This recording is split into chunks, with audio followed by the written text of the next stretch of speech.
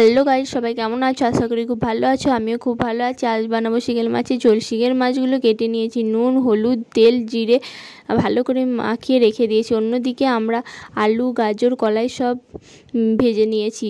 রসুন কুচি, পেঁয়াজ কুচি, 5 ফোড়ন, ধনেপাতা, টমেটো, এইটা গরম মশলা, কাশ্মীরি লঙ্কা আর আদা বাটা। এবার তেলের ওপরে 5 ফোড়ন, তেজপাতা, চিনি সব দিয়ে দিলাম। দিয়ে পেঁয়াজগুলো দিলাম। পেঁয়াজগুলো একটু নাড়াচাড়া করে রসুন দিয়ে দিলাম।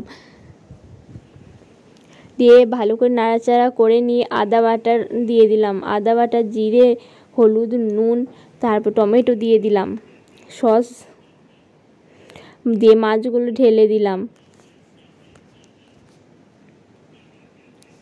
ভালো করে নাড়াচাড়া করে নিয়ে ধনেপাতা কুচি দিলাম। দিয়ে আলু, গাজর, কলাই সব ঢেলে দিলাম।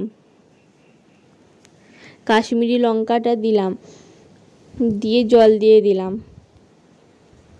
দিয়ে ঝোলটা ফুটে গেলে গরম মশলা দিয়ে নামিয়ে নিলাম।